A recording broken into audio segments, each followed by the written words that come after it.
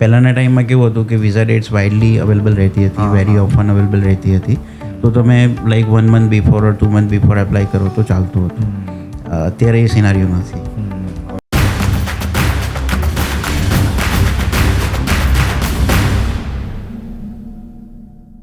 We are sitting in like હમણાં જૂન છે, તો હમણાંથી હું જાન્યુઆરી 25નું જો વિચારું તો મારે હમણાંથી જ as a student if I think તો હમણાંથી જ કેમ મારે જાન્યુઆરી 25 માટે એપ્લિકેશન માટે પ્રેપ સ્ટાર્ટ કરવી પડે.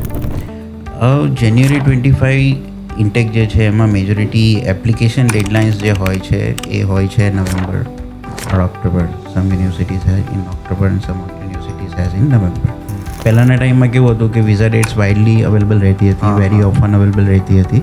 તો તમે લાઈક 1 month બિફોર ઓર 2 month બિફોર એપ્લાય કરો તો ચાલતું હતું. અત્યારે એ સિનારીઓ નથી.